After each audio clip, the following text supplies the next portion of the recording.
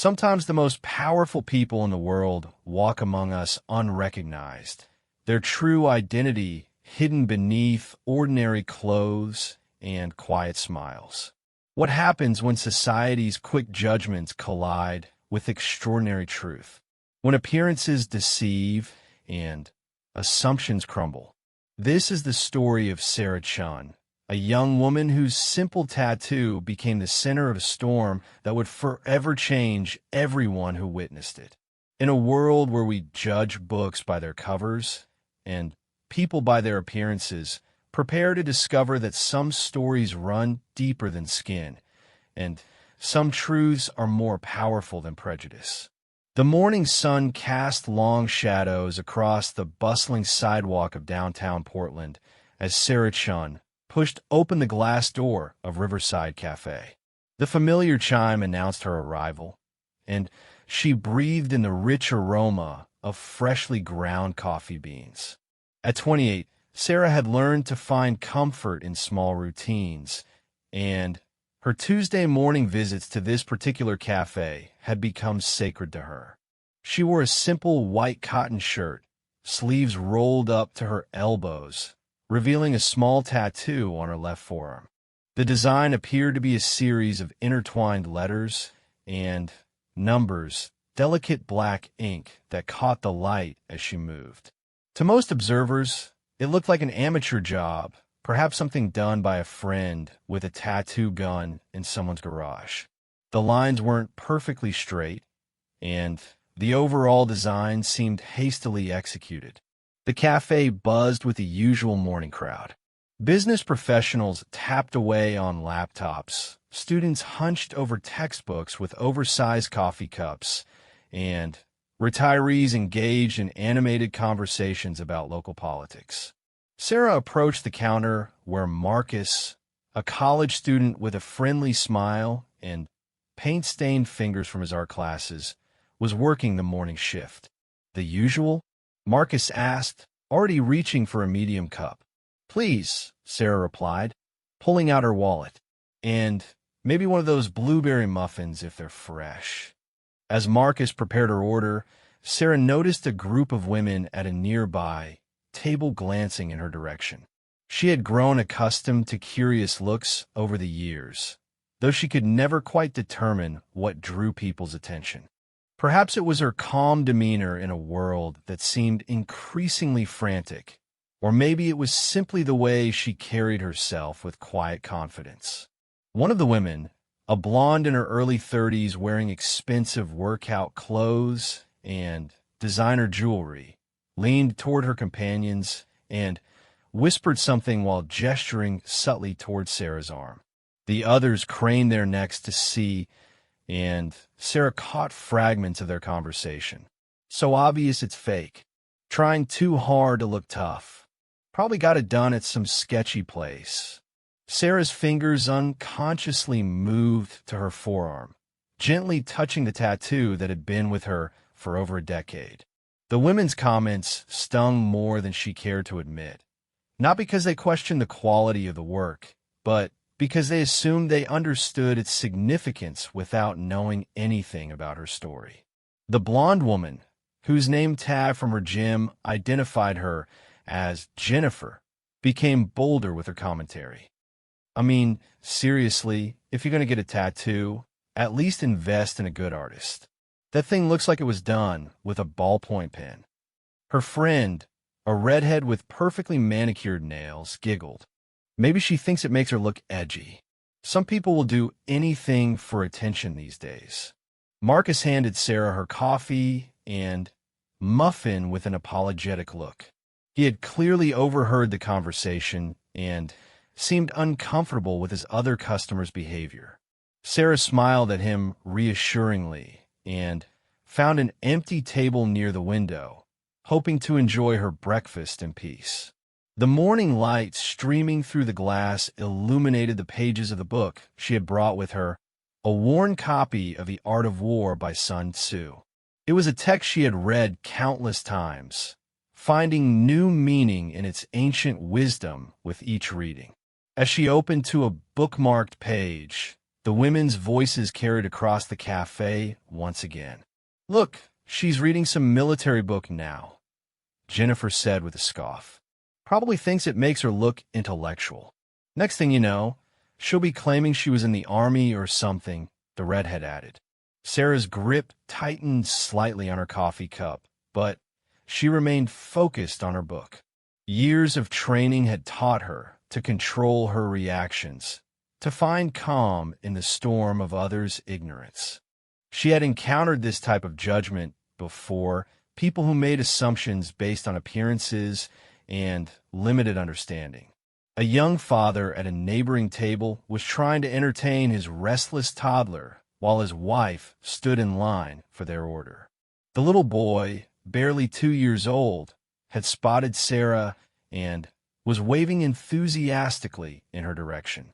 Sarah smiled and gave a small wave back, which delighted the child and caused him to giggle loudly. "Tommy, don't bother the nice lady," his father said softly, but Sarah shook her head.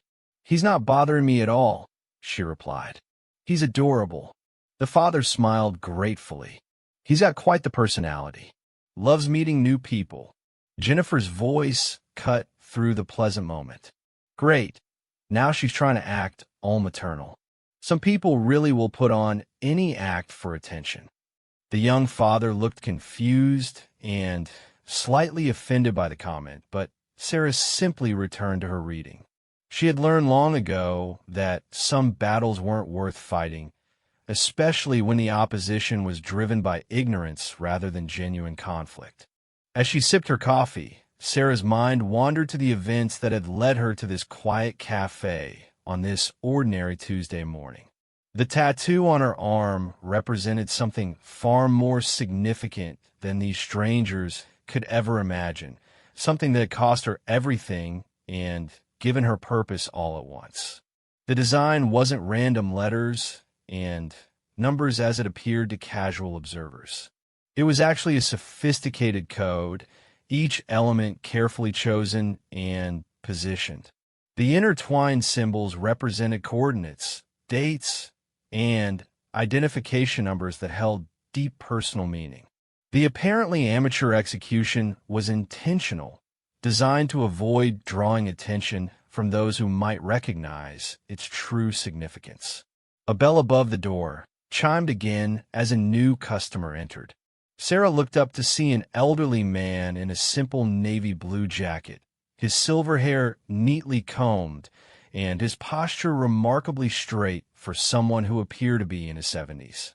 He moved with purpose, scanning the cafe before his eyes settled on Sarah's table. For just a moment, his gaze lingered on her tattoo, and something shifted in his expression. Recognition flickered across his features, followed quickly by what appeared to be confusion. He approached the counter to place his order, but Sarah noticed him glancing in her direction several times. Jennifer and her friends continued their commentary, apparently unaware that their voices were carrying throughout the small cafe. "I bet she's one of those people who makes up stories about her tattoos. Gives them fake meaning to seem more interesting. Probably tells people it's some ancient symbol or something," the redhead agreed. Sarah closed her book and finished the last of her muffin. The peaceful morning she had hoped for was clearly not meant to be, and she decided it was time to leave. As she stood and gathered her belongings, the elderly man at the counter turned around with his coffee. Their eyes met for a brief moment, and Sarah saw something in his gaze that made her pause. It wasn't judgment or curiosity like she had grown accustomed to. Instead, it was a look of dawning recognition mixed with something that resembled respect. The man took a step toward her table, his coffee forgotten as he studied her more carefully. Sarah's heart began to beat faster as she realized he might be someone from her past, someone who understood the true meaning of the marks on her skin. Jennifer's voice rose slightly as she continued her running commentary to her friends. "Look at her now, acting all mysterious. Probably hopes someone will ask about her little fake tattoo so she can spin some elaborate story. The elderly man's jaw tightened as he overheard the comments. He looked from Sarah to the group of women and back again, his expression growing more serious by the moment. Sarah quickly gathered her things, hoping to leave before any confrontation could occur. She had spent years learning to avoid situations that might reveal more about her past than she was comfortable sharing. But as she moved toward the door, the elderly man called out, "Excuse me, miss." Sarah froze, her hand on the door handle. Every instinct told her to keep walking, to maintain the anonymity she had worked so hard to build. But something in the man's voice made her turn around. The cafe had grown quieter, with several patrons now paying attention to the unfolding scene. Jennifer and her friends watched with obvious anticipation, clearly expecting some sort of dramatic revelation that would validate their assumptions about Sarah's attention-seeking behavior. The elderly man approached slowly, his eyes never leaving Sarah's face. When he was close enough to speak without the entire cafe overhearing, he lowered his voice. "I apologize for bothering you, but I couldn't help noticing." He gestured subtly toward her arm. "That's not what it appears to be, is it?" Sarah's pulse quickened. After all these years of careful anonymity, had someone finally recognized the significance of her tattoo? She looked around the cafe, acutely aware that multiple conversations had stopped and several people were now openly staring at them. "I'm not sure what you mean," she replied carefully, her voice steady despite her racing heart. The man studied her face for a moment longer, then nodded slowly. "Of course, forgive an old man's curiosity." But as he turned to walk away, he paused and added quietly, "Though I have to say, the execution is far more sophisticated than most people would recognize." Sarah's breath caught in her throat. He knew. Somehow, this stranger had seen past the deliberately crude appearance of her tattoo and recognized it for what it truly was. The question now was who he was and why he was here. Jennifer's voice carried across the cafe, once more, dripping with sarcasm. "Well, that was anticlimactic. I was expecting some big revelation about her mysterious tattoo." The elderly man's expression hardened as he turned toward the group of women. Sarah could see a storm building behind his calm exterior, and she realized that whatever was about to happen would change everything. Her quiet Tuesday morning was about to become anything but ordinary. As the tension in the cafe reached a palpable level, Sarah found herself caught between her desire to flee and her curiosity about this man who seemed to know more about her than a stranger should. The tattoo that had been her burden and her secret for so many years was about to thrust her into a spotlight she had never wanted.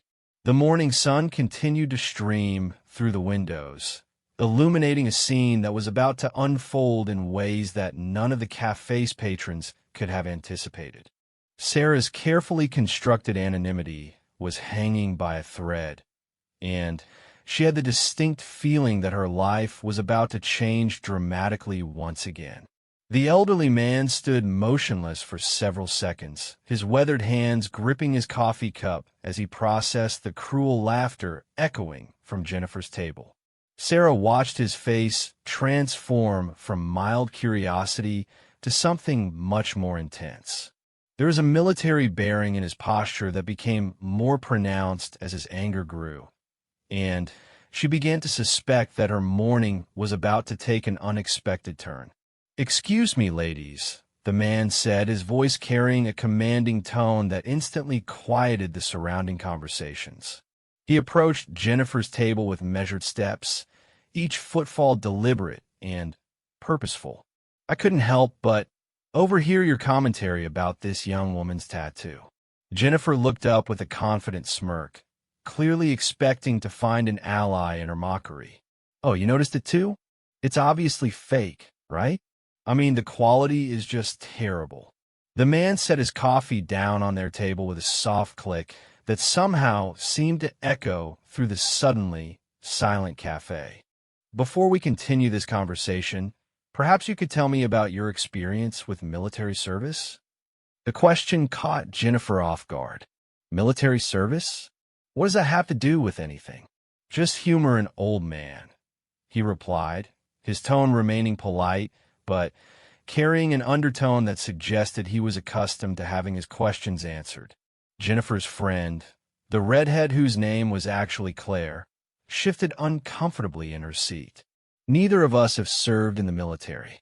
But what does that have to do with her fake tattoo? The elderly man nodded slowly, as if their answer confirmed something he already suspected. I see. And tell me, what makes you so certain that the tattoo is fake? Well, look at it, Jennifer said, gesturing toward Sarah, who remained frozen near the door, torn between leaving and staying to see how this confrontation would unfold. The lines are uneven. The design looks amateur. It's obviously something she got done cheap to try to look tough. Interesting observation, the man mused. You know, I've been around military ink for the better part of 50 years, and I've learned that sometimes the most meaningful tattoos aren't the prettiest ones. Claire leaned forward, intrigued despite herself. What do you mean? The man's eyes never left Sarah's face as he continued. Some tattoos are done in the field, under less than ideal circumstances. Sometimes they're meant to blend in, to avoid drawing attention. And sometimes they tell stories that their bearers would prefer to keep private.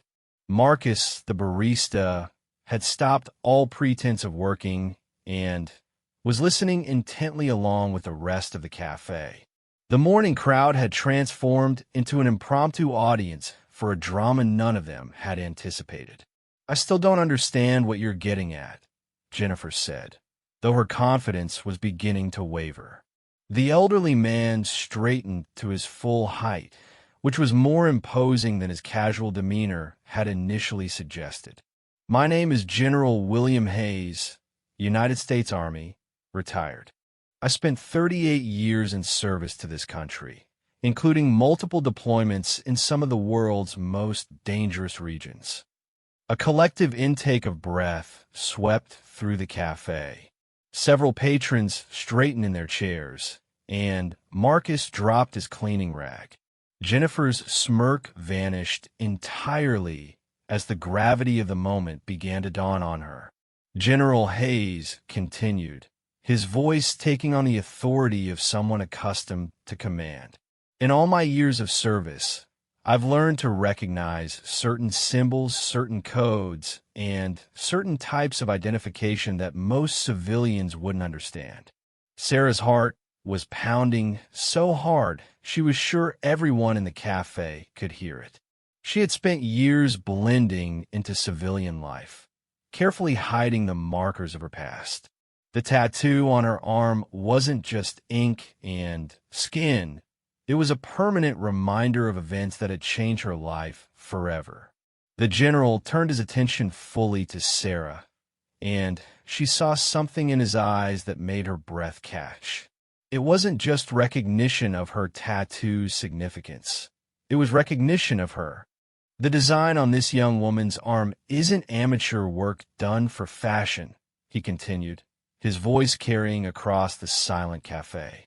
Those markings represent coordinates, mission identifiers, and unit designations that are only given to individuals who have served with the highest distinction in some of the most classified operations our military conducts. Jennifer's face had gone pale. That's impossible. She's just some girl getting coffee. General Hayes smiled grimly. That's exactly what someone like her would want you to think. He took a step toward Sarah, and she could see decades of experience reading people in his eyes. The scar tissue around the tattoo suggests it was done quickly, probably in the field. The particular combination of symbols. He paused, studying the markings more carefully. If I'm reading this correctly, this identifies someone who served with a very specialized unit. Sarah knew she had a choice to make.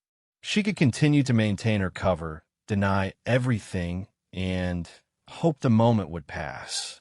Or she could trust this man who seemed to understand exactly who she was and what she had done.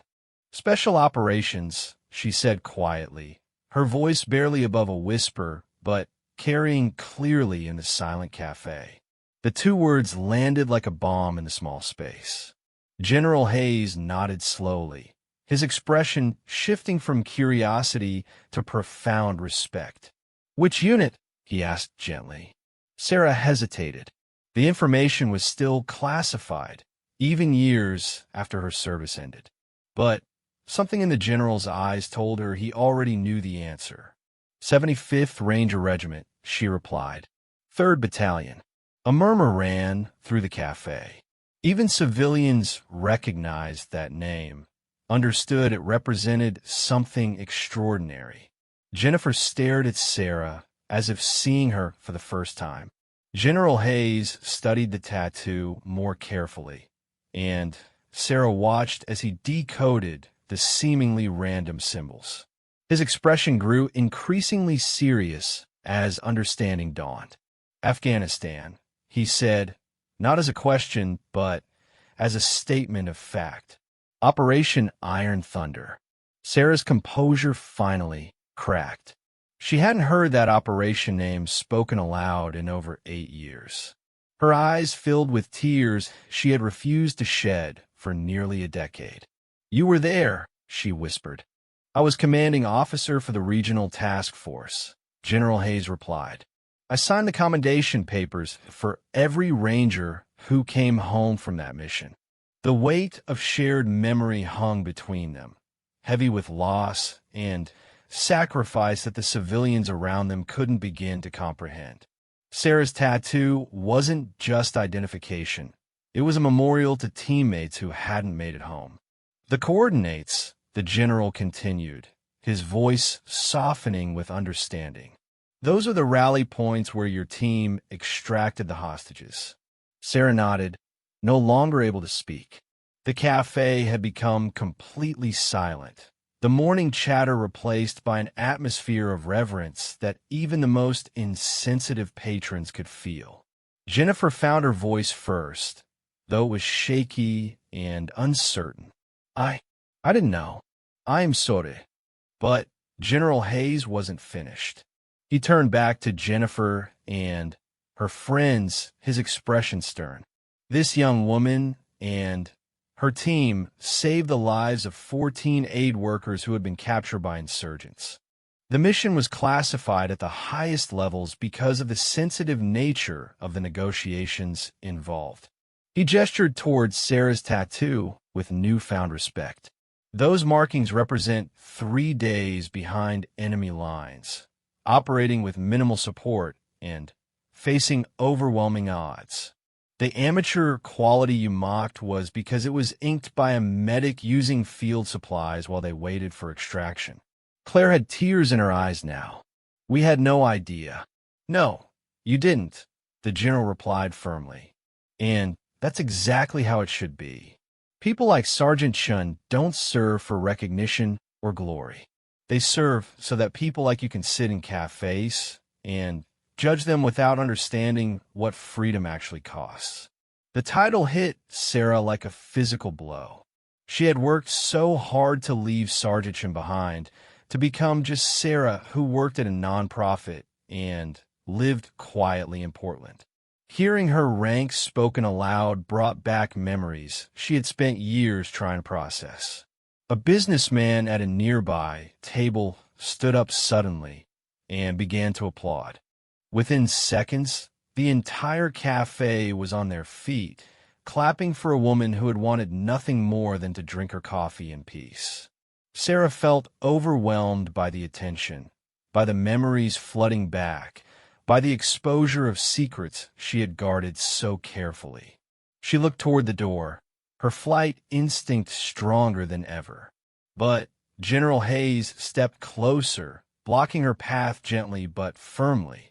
"You don't have to run," he said quietly, meant only for her ears. There's no shame in what you've done or who you've become. I'm not that person anymore, Sarah managed to say through her tears. No, he agreed. But that person is still part of who you are, and she deserves to be honored, not hidden.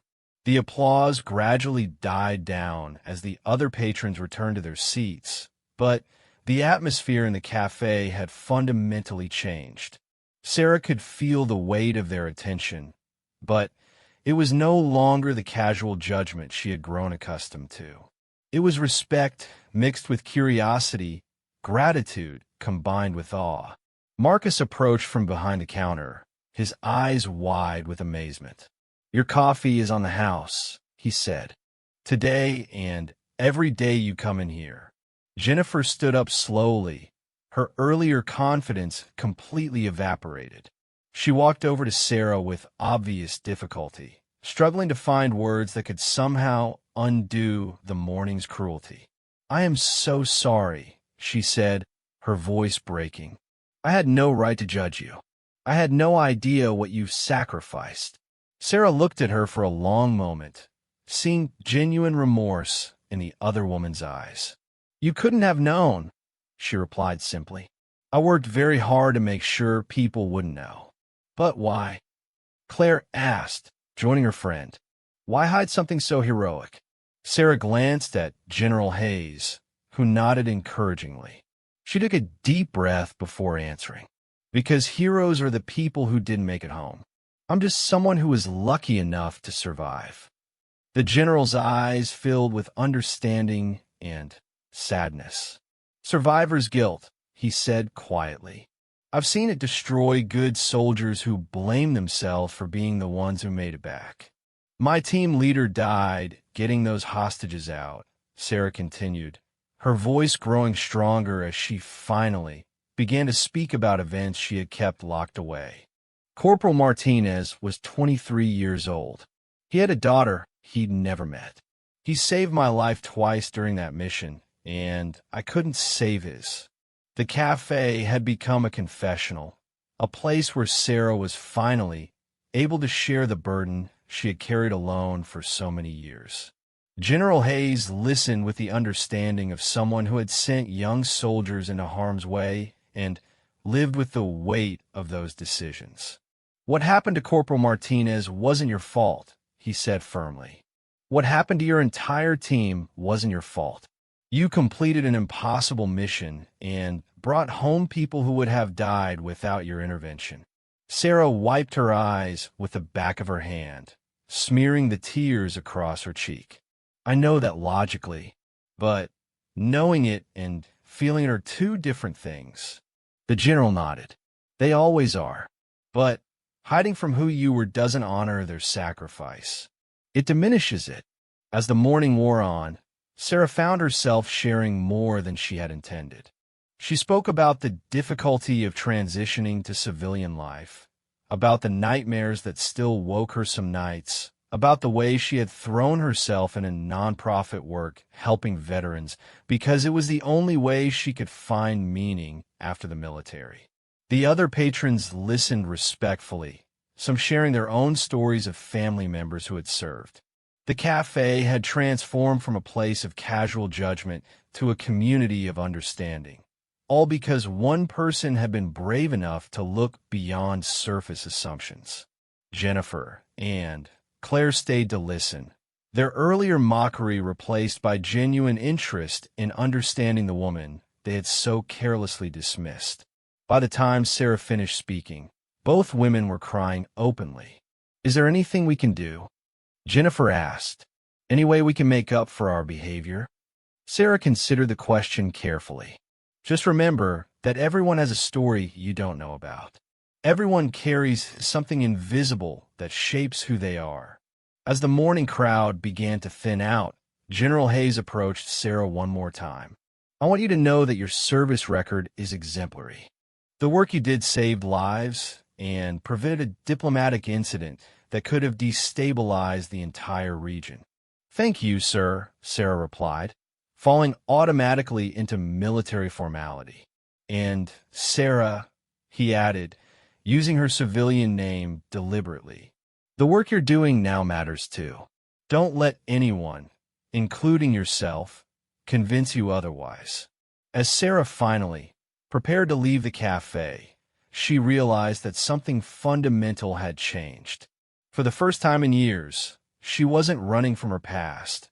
She was carrying it with her openly. The tattoo on her arm was still there, still marking her as different, but now she understood that being different wasn't something to hide from. The morning that had started with casual cruelty had transformed into something approaching healing. And as she walked out into the Portland sunshine, Sarah Chun, former Sergeant Chun of the 75th Rangers, felt lighter than she had in years. The afternoon following Sarah's encounter at Riverside Cafe brought an unexpected visitor to her small apartment in the Alberta Arts District. She lived in a converted warehouse that had been divided into loft spaces for artists and young professionals, choosing the unit specifically for its anonymity and the neighbors who minded their own business.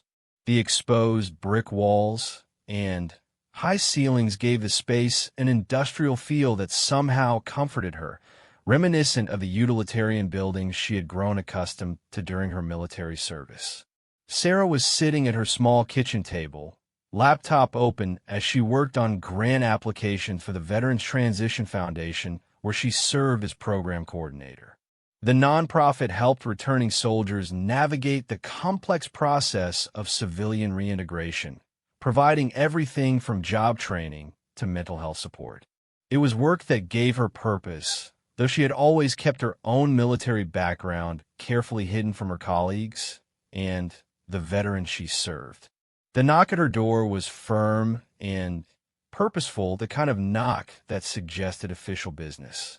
Sarah's training kicked in automatically as she approached the door, noting escape routes and potential weapons within reach. Years of civilian life hadn't erased the hypervigilance that combat had embedded in her psyche. Through the peephole, she saw General Hayes standing in the hallway, now wearing his dress blue uniform with rows of ribbons and decorations that spoke of a distinguished career. Beside him stood a younger man in army fatigues, tall and lean with the bearing of someone accustomed to following orders. Sarah opened the door, her pulse quickening with a mixture of anxiety and curiosity.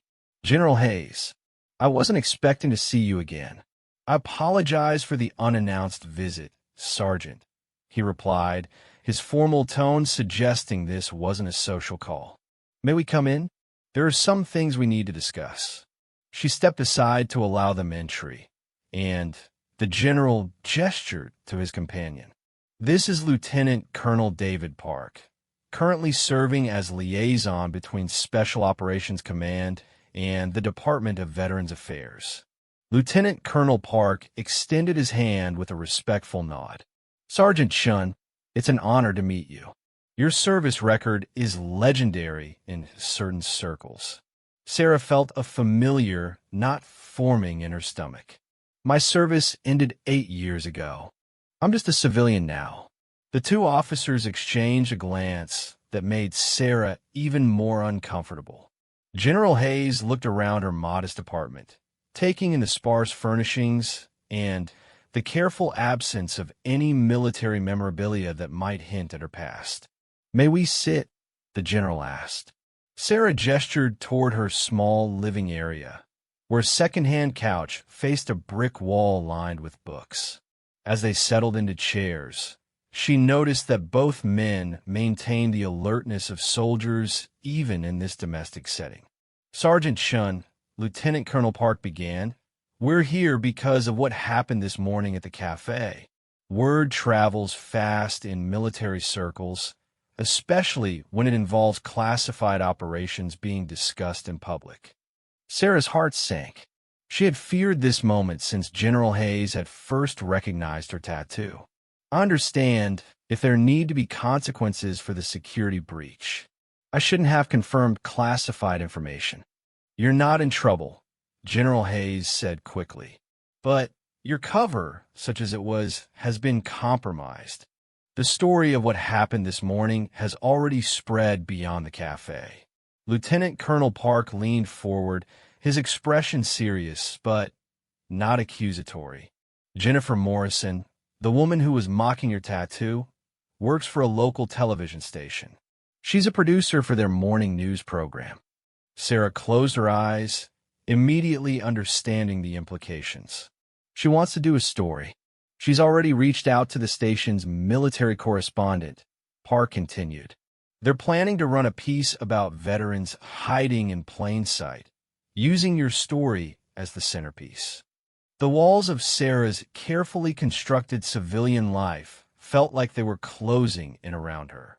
She had spent 8 years building an identity that allowed her to function without the weight of her past constantly pressing down on her. The thought of that privacy being stripped away on television made her feel physically sick. "Can't you stop them?" she asked. "Classify the information. Invoke national security?" General Hayes shook his head sadly. The broad details of Operation Iron Thunder were declassified 3 years ago. We can't prevent them from reporting on a veteran's service record, especially when that veteran has already confirmed the information publicly. Sarah stood abruptly and walked to the window, looking out at the street where normal people were going about their normal lives, blissfully unaware that their quiet neighbor was about to become a public figure. "I never wanted this attention. I just wanted to help other veterans and live quietly." "We know," Lieutenant Colonel Park said gently, "and we're not here to force you into anything. But we wanted you to understand the situation and perhaps offer you some alternatives." Sarah turned back to face them, crossing her arms defensively. "What kind of alternatives?" General Hayes reached into his briefcase and withdrew a folder. "The Army is launching a new program aimed at supporting veteran reintegration. We need someone with your background and experience to head the initiative. Someone who understands both the military mindset and the challenges of civilian transition." "You're offering me a job?" "We're offering you control of your narrative," Park clarified. "If you're going to be thrust into the spotlight anyway, you might as well use that attention to make a difference for other veterans." Sarah took the folder and flipped through its contents. The position description outlined a role that would involve working with Congress, military leadership, and veteran advocacy groups to develop new policies and programs. The salary was generous, but more importantly, the role would allow her to impact veterans' lives on a national scale. "I would have to relocate to Washington," she observed. "Yes," General Hayes confirmed. "And you would need to be comfortable with a certain level of public exposure. Congressional hearings, media interviews, speaking engagements." The thought made Sarah's chest tighten with anxiety. She had spent years avoiding exactly this type of attention. "I don't know if I'm ready for that." Lieutenant Colonel Park leaned back in his chair. "Can I share something personal with you, Sergeant?" Sarah nodded.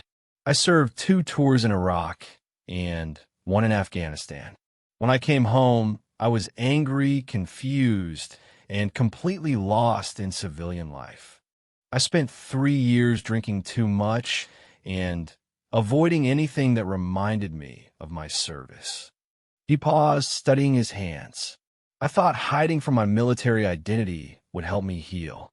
Instead, it just made me feel like I was betraying everyone who didn't make it home."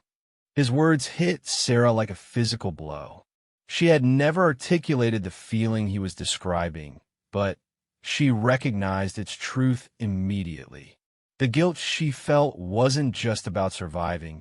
It was about allowing her survival to be meaningless. "What changed?" she asked quietly. "I realized that my service didn't end when I took off the uniform," Park continued. "It just changed form. Now I serve by helping other veterans navigate the same struggles I faced." General Hayes pulled out his phone and showed Sarah a text message. "This came in about an hour ago. It's from Corporal Martinez's daughter, Elena. She's 23 now, serving as a combat medic with the 82nd Airborne. Sarah's breath caught as she read the message. General, I heard about Sergeant Chen finally being recognized for Operation Iron Thunder. Please tell her that my father's letters mentioned her specifically. He said she was the bravest soldier he'd ever served with. I would be honored to meet her someday. Tears filled Sarah's eyes as she handed the phone back. I thought his family blamed me for not saving him. They never knew the details of the mission, General Hayes explained. They only knew that he died serving his country. But Martinez wrote letters home describing the Rangers he served with, and your name appeared in several of them, always with the highest respect and admiration. Sarah sank back on her couch, overwhelmed by emotion she had kept buried for years. The image she had carried of herself as a failed protector didn't match the reality that Martinez had described to his family. She wants to meet you, Lieutenant Colonel Park added. Elena is actually one of the reasons we developed this new program. She's been advocating for better veteran services since she enlisted, partly because of what her family went through after her father's death. You're telling me that my hiding from the past has prevented me from connecting with people who might have found comfort in sharing those memories. I'm suggesting that your perspective on your service might not be the only valid perspective, General Hayes replied. The people you saved in Afghanistan have gone on to continue their humanitarian work. They've helped thousands of people because they survived that mission. Their survival has meaning partly because of what you and your team sacrificed. Sarah stood and walked to a bookshelf where she kept the small collection of personal items that connected her to her former life. Behind several books, she pulled out a small wooden box that she hadn't opened in months. Inside were letters from the aid workers her team had rescued, military commendations she had never displayed, and a photograph of her unit taken just weeks before the mission that changed everything. She held up the photograph, showing 8 young soldiers in dusty fatigues, arms around each other's shoulders, grinning at the camera despite the harsh conditions around them. 5 of these people didn't make it home from that deployment. No, General Hayes agreed, but 3 did, and you've spent 8 years acting like their survival was something to be ashamed of rather than something to be grateful for. Lieutenant Colonel Park stood and approached Sarah carefully. The decision is entirely yours. You can turn down the position and continue your current work. We'll do what we can to minimize the media attention, though we can't eliminate it entirely. Or, Sarah prompted, or you can step into the role you were trained for, General Hayes said. Leadership, using your experience to make things better for the people coming behind you. Sarah looked at the photograph again, studying the faces of friends who would never have the chance to make these kinds of decisions. Martinez was there in the center, his arm around her shoulders, both of them laughing at something someone outside the frame had said. If I take the position, would Elena be assigned to my team? Lieutenant Colonel Park smiled. That could certainly be arranged. She's actually expressed interest in transitioning to veteran services when her current enlistment ends. She wants to continue her father's work in a different way, General Hayes added.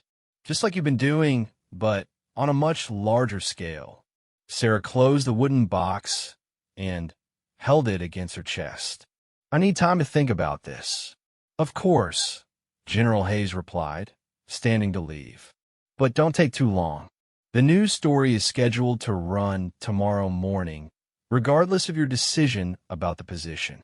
As the 2 officers prepared to leave, Lieutenant Colonel Park handed Sarah his business card. If you decide to take the position, or if you just want to talk about what it involves, please call me. And Sergeant, thank you for your service.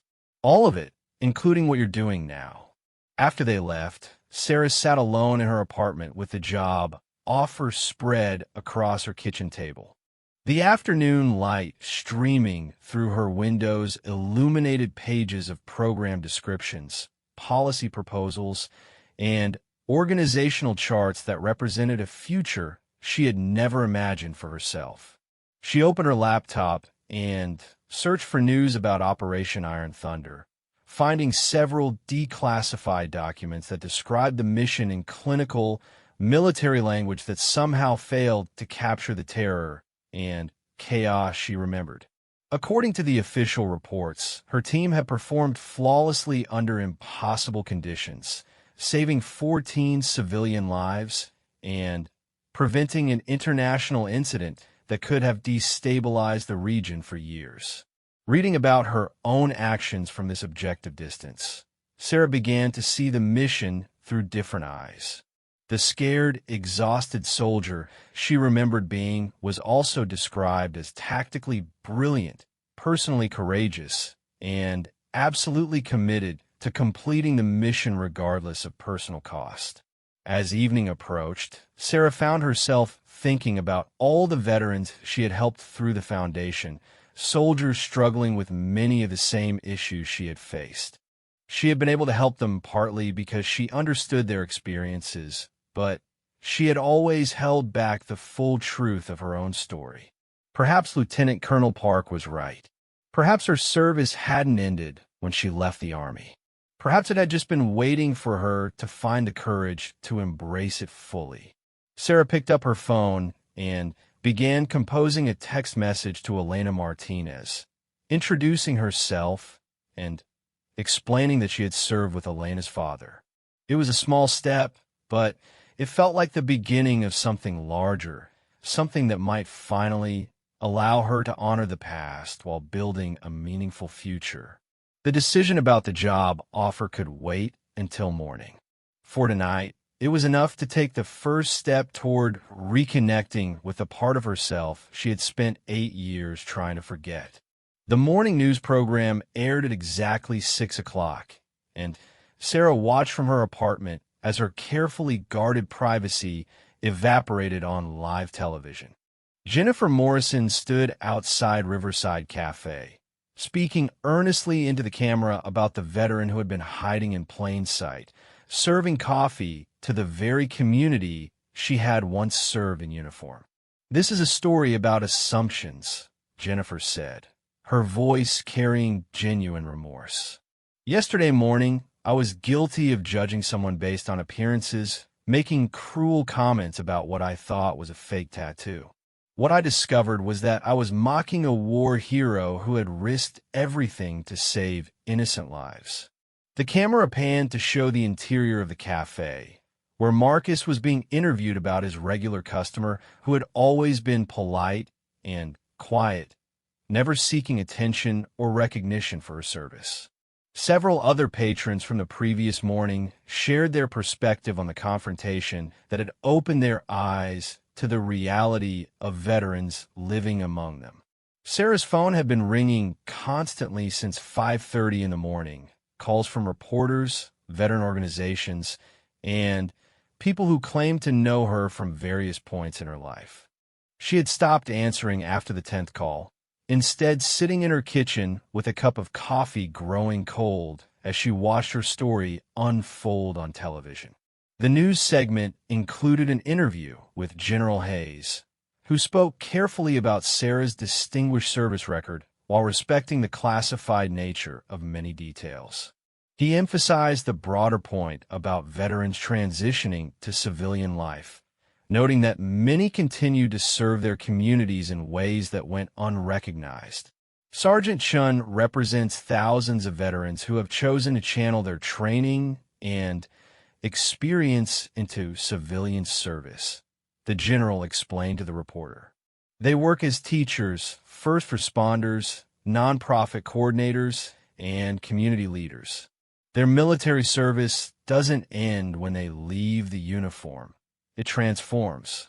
The most powerful moment in the segment came when Elena Martinez appeared via video conference from her base in North Carolina.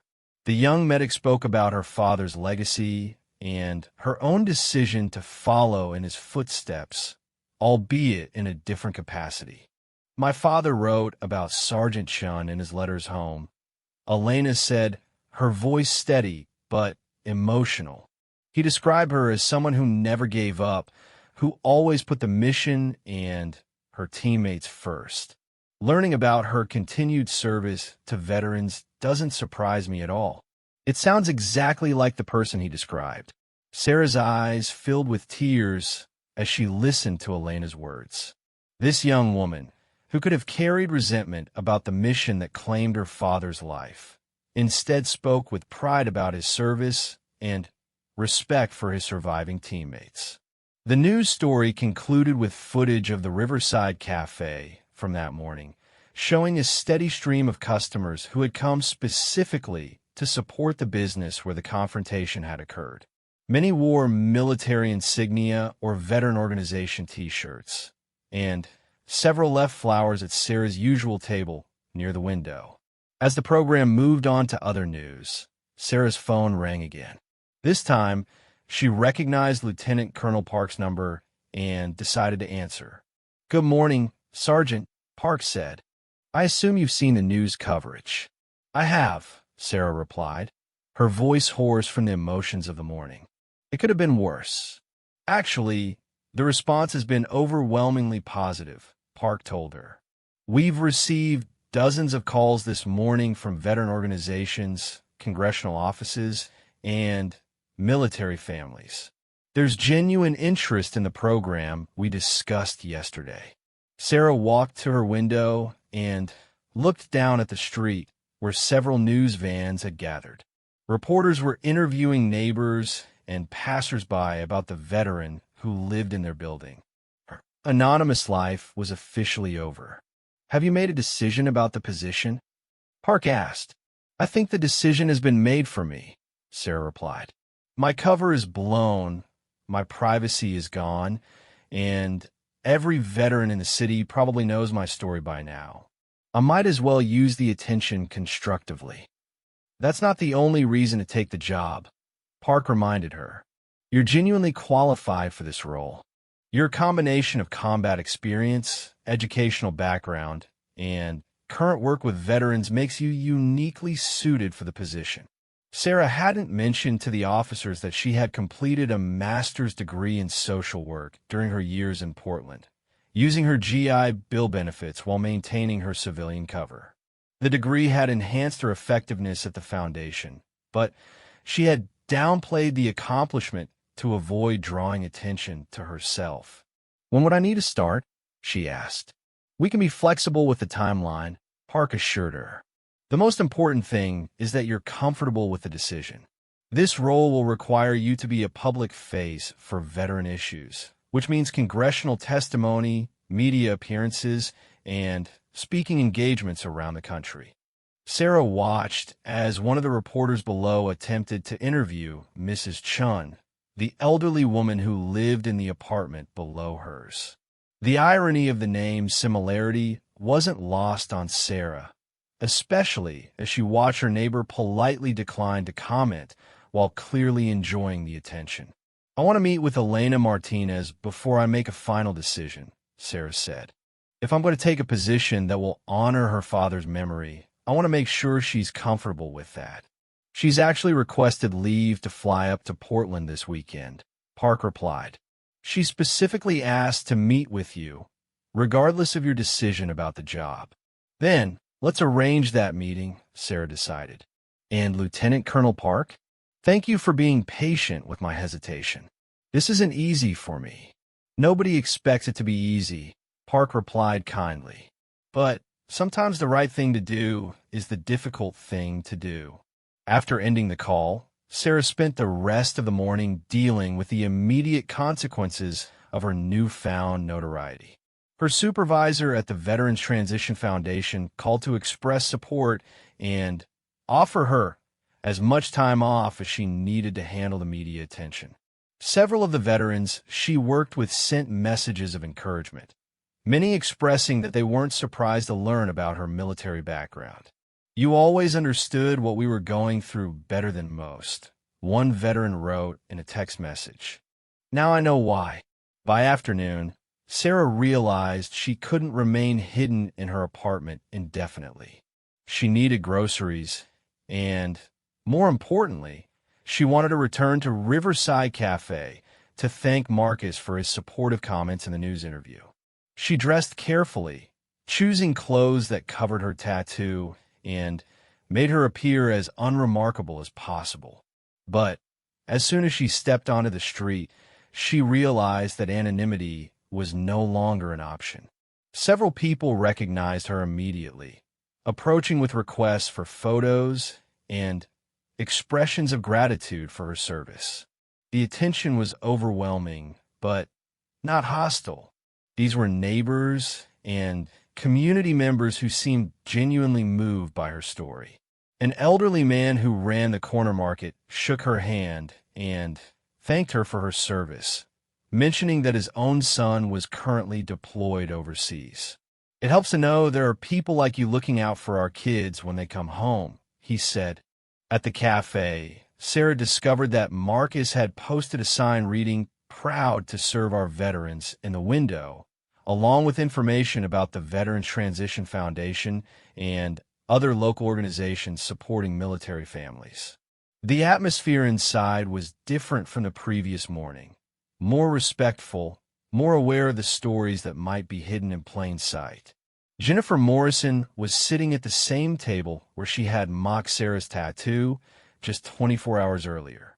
When she saw Sarah enter, she stood immediately and approached with obvious nervousness. "I hope it's okay that I'm here," Jennifer said.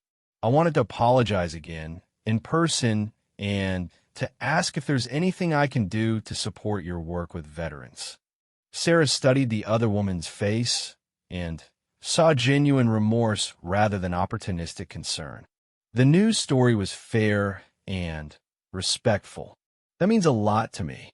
I learned something important yesterday," Jennifer continued. "I realized that I've been making assumptions about people my entire life, judging them based on surface impressions without knowing anything about their actual experiences." "We all do that sometimes," Sarah replied. "The important thing is what we do after we realize we've been wrong." Jennifer reached in her purse and pulled out a business card. "I'd like to do a follow-up story about veteran services in our community. Not about you specifically, but about the organizations and programs that help veterans transition to civilian life. Would you be willing to provide some guidance on that?" Sarah took the card, impressed by Jennifer's commitment to turning her mistake into something constructive. "I think that's exactly the kind of story that needs to be told." As they spoke, Sarah noticed several other customers listening to their conversation with obvious interest. The cafe had become a kind of informal community center for discussions about military service and veteran support. Marcus approached with Sarah's usual coffee order, but when she tried to pay, he waved her money away. "I told you yesterday, coffee is on the house. But I wanted you to know that we've raised almost $3,000 for the Veterans Transition Foundation since the news story aired. Customers have been dropping donations all day." Sarah was speechless. In less than 24 hours, her exposed identity had generated more support for her organization than they typically received in a month of traditional fundraising. "There's something else," Marcus continued. "A bunch of local business owners want to organize a community event to raise awareness about veteran issues. They're calling it Honoring Hidden Heroes, and they want you to be the keynote speaker." The magnitude of the change in her life was beginning to sink in. Yesterday, she had been an anonymous nonprofit worker. Today, she was being asked to be the public face of veteran advocacy in Portland. As Sarah sat with her coffee, she reflected on the unexpected path that had brought her to this moment. The cruel comments that had initially hurt her feelings had ultimately led to connections and opportunities she never could have imagined. Perhaps this was what Lieutenant Colonel Park had meant about her service continuing in a different form. Her phone buzzed with a text message from Elena Martinez. "Sergeant Shun, I land in Portland tomorrow evening. Would you have time to meet on Saturday morning? I'd like to visit my father's favorite coffee shop. He always said the best conversations happened over good coffee." Sarah smiled as she typed her response. Riverside Cafe, 9 o'clock Saturday morning. I'll be the one with the controversial tattoo. As she prepared to leave the cafe, Sarah realized that for the first time in years, she was looking forward to talking about her military service rather than hiding from it. The tattoo on her arm no longer felt like a burden she had to conceal. It was becoming a bridge to connections she hadn't known she needed. The transformation from hidden veteran to public advocate was happening whether she was ready for it or not. The question now was how to use this unexpected platform to honor the memory of those who hadn't made it home while supporting those who were still fighting their own battles in civilian life. Saturday's meeting with Elena would help her answer that question. For the first time since leaving the Army, Sarah felt like she was preparing for a mission that might actually matter as much as the one she had completed in uniform. Saturday morning arrived with a clarity that Sarah hadn't experienced in years. She woke before dawn, a habit ingrained by military training that civilian life had never fully erased, and spent the early hours preparing for what felt like the most important conversation of her post-military life. Elena Martinez's flight had arrived the previous evening, and she was staying at a hotel near the airport. They had exchanged several text messages throughout the week, each interaction helping Sarah understand that this young woman carried her father's memory with pride rather than bitterness. At 8:45, Sarah arrived at Riverside Cafe to find it bustling with a now familiar mix of regular customers and curiosity seekers. The week following the news story had transformed the small cafe into something of a pilgrimage site for veterans and their families, people who came hoping to connect with the community that had emerged from one morning's confrontation. Marcus had embraced his role as the cafe's unofficial veteran liaison, learning the names and service histories of the many military families who had become regular customers. He had also partnered with the Veterans Transition Foundation to host weekly coffee hours where veterans could meet informally to discuss their experiences and support each other. As Sarah settled into her usual table by the window, she spotted Elena immediately when the young medic entered the cafe. The resemblance to her father was striking, the same determined posture, the same intelligent eyes that seemed to take in everything at once. Elena wore civilian clothes, but her bearing marked her unmistakably as military.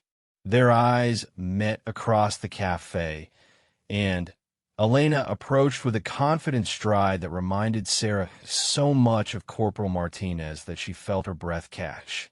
When Elena extended her hand in greeting, Sarah noticed the small tattoo on the inside of her wrist, a medic's cross with her father's initials incorporated into the design. "Sergeant Chun," Elena said, her voice carrying the same warmth Sarah remembered from her father. "Thank you for agreeing to meet with me. Please, call me Sarah," she replied, gesturing for Elena to sit across from her. "And thank you for making the trip. I wanted to meet you for years, but I wasn't sure it would be appropriate." Elena ordered coffee and a pastry, then settled back in her chair with the kind of direct attention Sarah associated with soldiers receiving mission briefings. "I need you to know something right away," Elena began. "I've never blamed you or anyone else on your team for what happened to my father. He died doing exactly what he trained to do, and he saved innocent lives in the process." The words hit Sarah like a physical weight lifting from her shoulders. Years of guilt and self-recrimination began to dissolve as she absorbed the forgiveness she had never known she needed. He wrote about the mission in his final letter home. Elena continued, pulling out a worn envelope from her purse. "My mother saved all his correspondence, and she thought you should see this." Sarah's hands trembled slightly as she opened the letter, dated just days before the mission that would change everything. In Corporal Martinez's careful handwriting, She read words that contradicted every assumption she had made about her role in his death. Sergeant Chun is the kind of leader every soldier hopes to serve under, Martinez had written. She never asks us to do anything she wouldn't do herself, and she's already proven she'll risk everything to bring us all home safely. If something happens to me, I hope she knows that serving with her has been an honor. She's going to do great things when this war is over. Sarah wiped tears from her eyes as she finished reading. I thought I failed him. I thought I failed all of you. You completed the mission and saved 14 lives, Elena replied firmly. My father's sacrifice made that possible, and he knew exactly what he was risking. That was a choice made by a soldier who understood the stakes. Marcus approached their table with coffee for Elena and a fresh cup for Sarah, somehow knowing that this conversation required the finest attention to detail. He set the cups down quietly and retreated, giving the two women the space they needed for this long-overdue connection. Tell me about your father, Sarah said. Not as a soldier, but as a person. I want to understand who he was beyond the uniform. Elena smiled, her expression softening as she shared memories of a man who coached Little League baseball in his spare time, who sent money home to help his aging parents, who had enlisted specifically to serve as a medic because he wanted to heal rather than harm. He believed that everyone deserved to go home to their families, Elena explained. That's why he chose the medical field, and that's why I did too. We want to be the people who help others survive. As Elena spoke, Sarah began to see the mission from a completely different perspective. Instead of a failure that cost her team leader's life, it became a successful operation that honored everything Martinez had believed about service and sacrifice. I've been offered a position, Sarah said, pulling out the folder Lieutenant Colonel Park had given her, heading a new program for veteran transition services. It would mean leaving Portland and taking on a very public role. Elena studied the documents with professional interest. This is exactly what the veteran community needs, she said after several minutes. Someone who understands both the military culture and the civilian challenges. Someone who's been through the transition herself. I'm afraid I'll disappoint people, Sarah admitted. I'm afraid I'm not the leader they think I am. My father thought you were, Elena replied simply. And he was an excellent judge of character. Besides, leadership isn't about being perfect. It's about being willing to serve when service is needed. Their conversation was interrupted by the arrival of General Hayes, who had driven down from Seattle to participate in what he called an important strategic planning session. He greeted Elena with the familiarity of someone who had stayed in touch with Martinez's family over the years, and Sarah realized that the general's appearance at the cafe the previous week had not been entirely coincidental. Elena has been advocating for this type of program for 2 years, General Hayes explained as he joined them at the table. She's written position papers, testified before congressional subcommittees, and worked with veteran organizations across the country. When we learned about your situation here in Portland, she specifically recommended you for the leadership position. Sarah looked at Elena with new understanding. You orchestrated this. I suggested that you might be the right person for the job, Elena corrected. But the decision to offer it to you is based entirely on your qualifications and experience. The fact that you served with my father was just an additional factor that made the choice obvious. Over the next 2 hours, the three of them discussed the details of the proposed program, the political landscape surrounding veteran issues, and the specific challenges that needed to be addressed. Sarah found herself drawn into strategic thinking that she hadn't exercised since leaving the military, her mind engaging with complex problems that required both tactical intelligence and emotional understanding. There's one more thing, General Hayes said as their meeting began to wind down. If you accept the position, Elena has requested to be assigned to your team when her current enlistment ends next year. She wants to transition from active duty medical service to veteran advocacy. Sarah looked at Elena with amazement. You're planning to leave the medical field? I'm planning to expand it, Elena corrected. Military medics save lives on the battlefield. Veteran advocates save lives when soldiers come home. It's the same mission in a different environment. The parallel between Elena's planned transition and Sarah's own journey from combat soldier to veteran advocate was too obvious to ignore. This young woman was choosing to follow a path that honored her father's memory while addressing the ongoing needs of the military community. As the afternoon wore on, Sarah realized that her decision had already been made.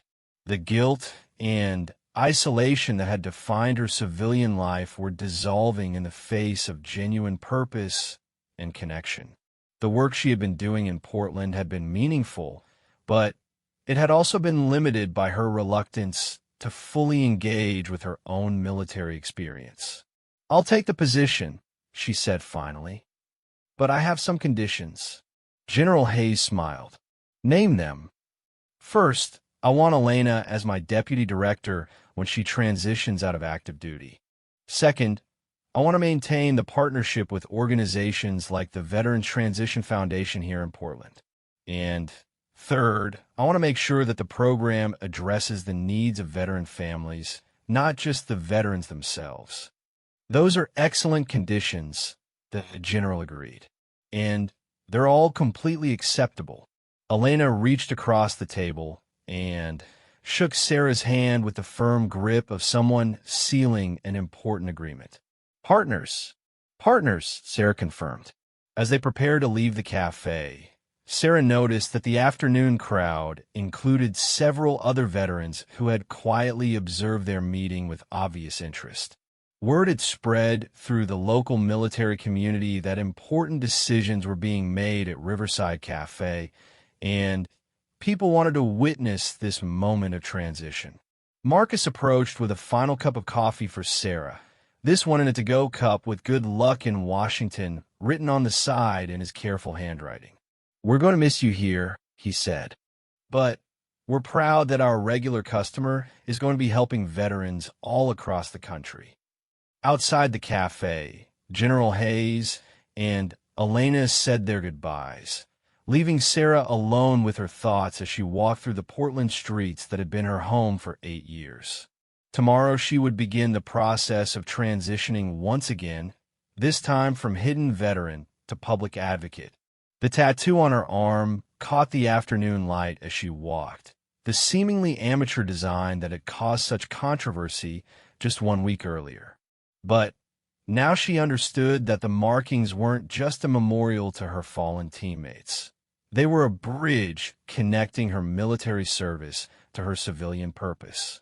As she reached her apartment building, Sarah pulled out her phone and called her supervisor at the Veterans Transition Foundation to schedule a meeting about transitioning her current responsibilities. Then, she called the moving company to begin planning her relocation to Washington.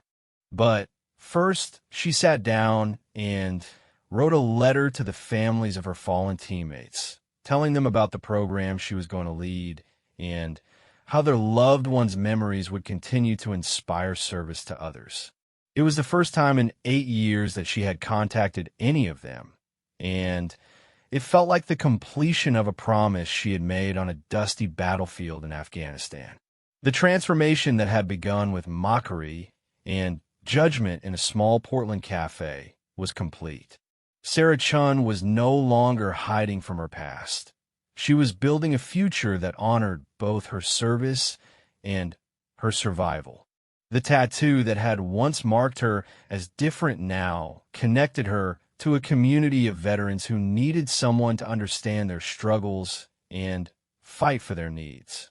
As the sun set over Portland, casting long shadows across the city, she was preparing to leave. Sarah felt a peace she hadn't experienced since putting down her rifle for the final time 8 years earlier. The mission was different now, but the purpose remained the same: bringing her people home safely, one veteran at a time. Elena Martinez's father would have been proud.